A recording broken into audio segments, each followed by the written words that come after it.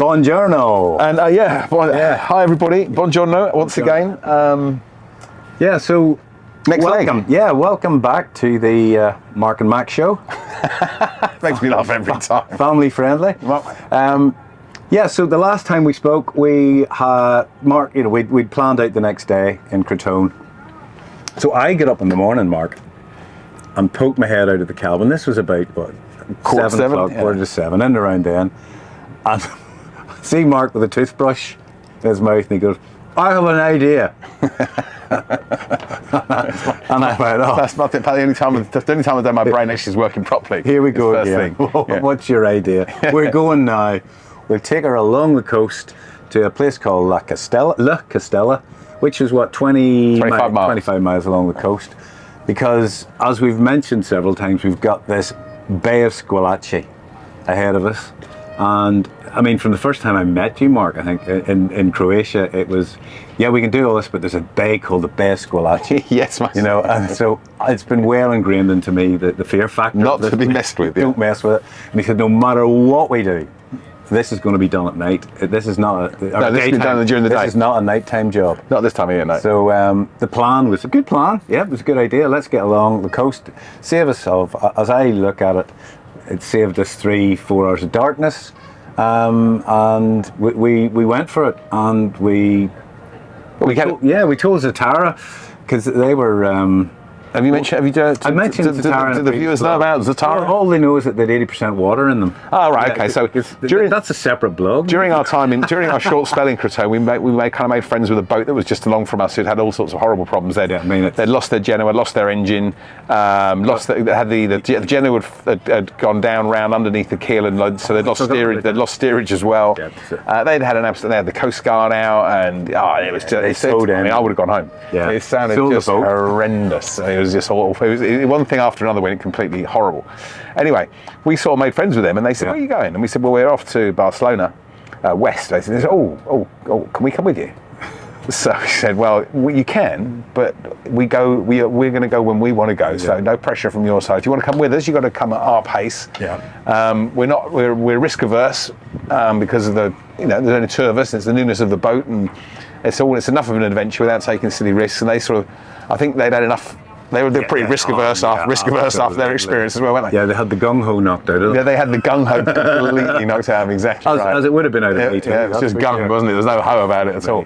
It was a horror story. Yeah. So anyway, we told them what we were doing. We're going to go down to the closest point we could get to Squillace, have a sort of relaxing afternoon. That was the idea, and then the first light, the weather looked good, across Squillace and see where we ended up. Yeah. So we cruised down the coast. A lovely cruise, didn't we? Yeah, everything was nice. Chance to test Gino's work. Yeah, everything perfect. And certainly the first hour was some really good wind. Yeah, it was lovely. Oh, there wasn't there, coming out of Crotone? Yeah, had a lovely sail. Right. Along, and I thought, here we could do this. We were doing 7.5 knots. Yeah, we were flying. And I thought, we'll be across this 50-mile stretch. 40-mile stretch? Well, no. I'm talking about we haven't told the people about La Castella, have we? Or El Castella. I'm ahead of myself. You are. You're running away with yourself. I'm off script. Off piste. He's gone again. Yeah. Right. Of course, it was just a lovely sail round. So you got 20 miles down the coast. That's right. So we've got Antonio and the fishing boat story now. Yes, Antonio. Yes. Now it's kind of complicated this because we couldn't get. Try to stay awake. We couldn't get hold of anybody in La Castella on the radio or on a phone. But we've got Julio and the whole team trying to phone ahead to get us a spot. In the place we'd left. And every sod in Crotone was trying to organise us for La Castella. Go on, sail on in, park in the quay, and there'll be a guy there, Antonio, waiting for you to take your lines. Yeah. Is there much water? Plenty of water. Yeah, loads of water. Loads of water. So it's all over the place. It's all about that deep. So in we went. And it was a textbook park, really, wasn't it? It was like just bump lines ashore, and we were in with not a lot of water below the keel, but there was enough. Well, there's the first when we first went in and went out by the fishing boats. Yeah. So we, it was fairly straightforward, and then we went off. At this point, Antonio. Yeah. At this point, the phone's ringing every 4 seconds. I've got 18 different Italians ringing up saying, "Yes, you've got a place. No, you haven't got a place. Yes, you can stay by the fishing boats. No, you can't stay by the fishing boats. Don't go in. There's not enough water. Do come in. We've got loads of water." So I said to Robin, I said, "Well, let's wait till we meet Antonio because he's the guy who runs that port. He should know." Yeah. So that was our decision, wasn't it? Yeah, it was all as clear as Anyway, the advice we were yeah, it was terrible. Because it should point out the marina itself. I know they've had 48 governments in the last 25 years because everyone's got a different idea. But anyway, the little marina had a tiny little entrance that's been blown out of the rock, it looked like.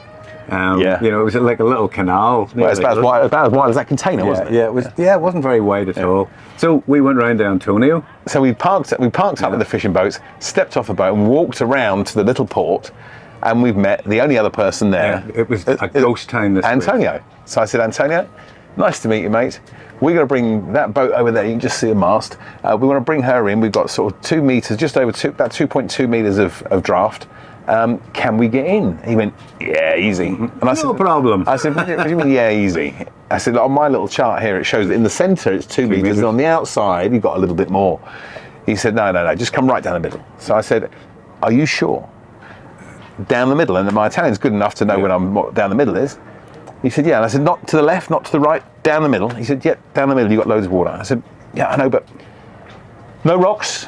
He said, no rocks. No rocks. Just come down the middle. So I thought, okay, fine. And I digress slightly. I was in Puerto Torres a couple of years ago. No, last summer before last. And someone told me that, and there was a great big rock in the middle of the thing which wasn't marked. Luckily, I missed it. I didn't see it, because the fisherman, the petrol guy came in and went, "Well, what are you doing?" I went, "I'm going to get gas." He went, "No, you have to go around that." I said, "Why?" He said, "There's a rock there." No one told me. Anyway, similar scenario. Yeah. Go ahead, Robin. Yeah, well, and what tickled me about this whole thing, because there was obviously a whole lot of arm motions and stuff going on, and then Antonio says, well, you know, I could see him, we'll do it after dinner. Oh, no, that's right. He said, let's go back to your boat, have some lunch, and we'll do it afterwards. And he goes, Mark goes, no, let's do it now. So that didn't please him.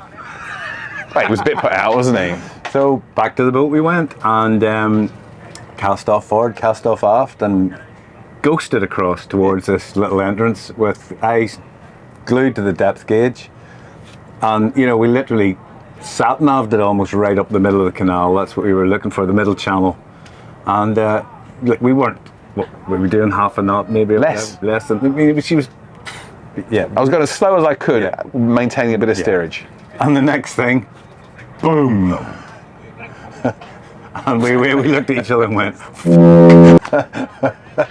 we're aground. We're aground. And it wasn't soft. Yeah. It was a soft touch, but you could tell we weren't. Yeah, we weren't in sand. We weren't in sand or mud. You could tell it was something hard. So something hard means it's there all the time, right? It's not like sand that moves to the left and moves to the right, or mud that comes and goes. No, it was a rock. It was a definite rock. It was a fucking rock. And it was like, so we were on our little perch, and you know, we did the whole thing to.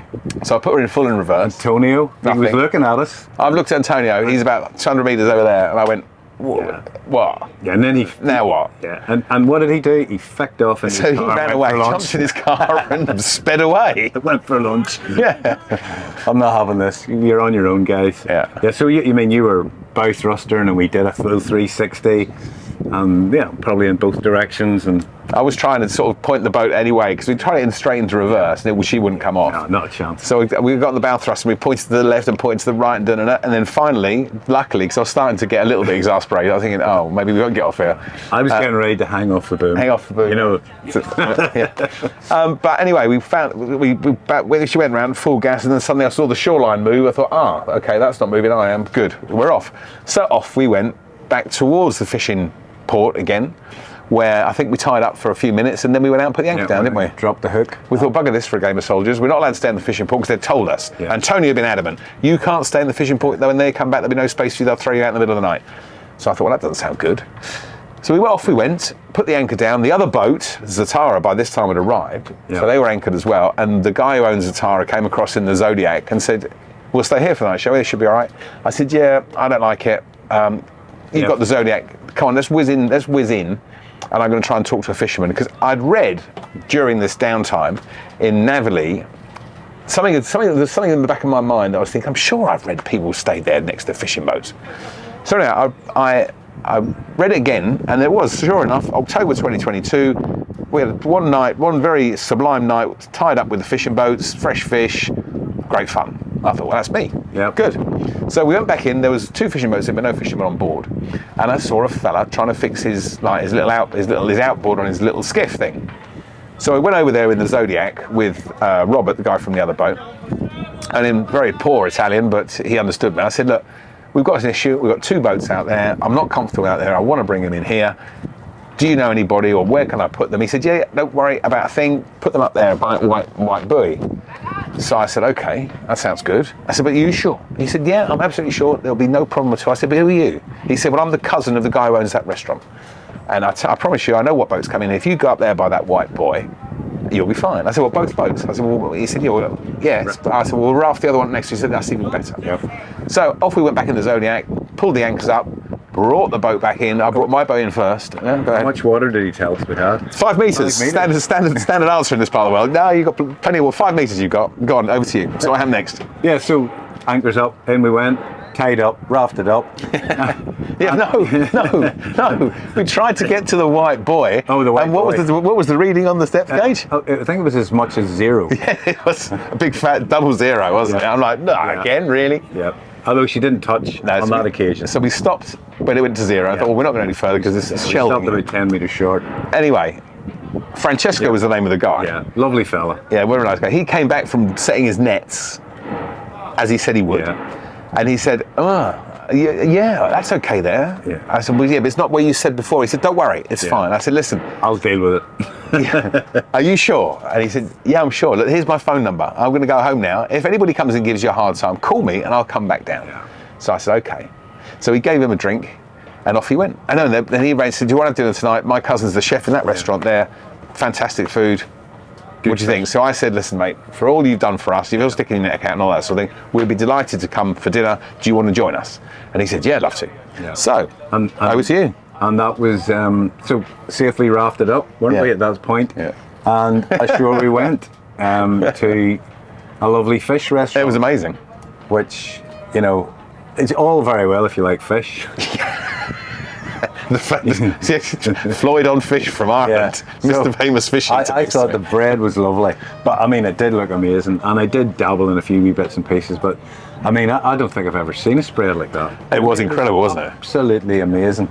And it's the freshest. I mean, I've eaten a bit of fish over the years, but I kid you not, it was the freshest shellfish I've ever eaten. It was incredible.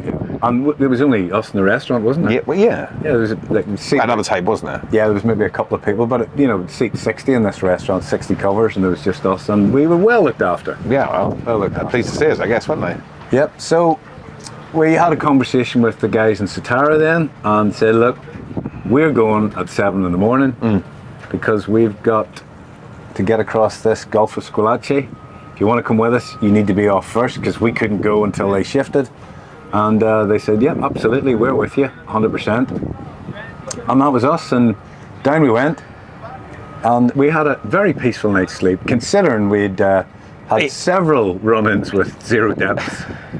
Yeah, no, that was it, wasn't it? So that was it. Christ almighty, what a day. It was supposed to be a peaceful run down to this little village and take an afternoon off, and all we did was fight with depth gauges and Antonio all afternoon. Anyway. But at least the anchor worked. Yeah, we know the anchor works now. So anyway, so up the next morning, Rebier 6:30. Up the next morning at 6:30, and we started engines, and they disappeared. And promptly ran aground as we were going astern out. Just nudging her astern. I'd been in bed during the night, and I woken up in the middle of the night and I thought, I know we've got no tide, but high pressure and low pressure changes the depth here by 30 centimetres, it can do.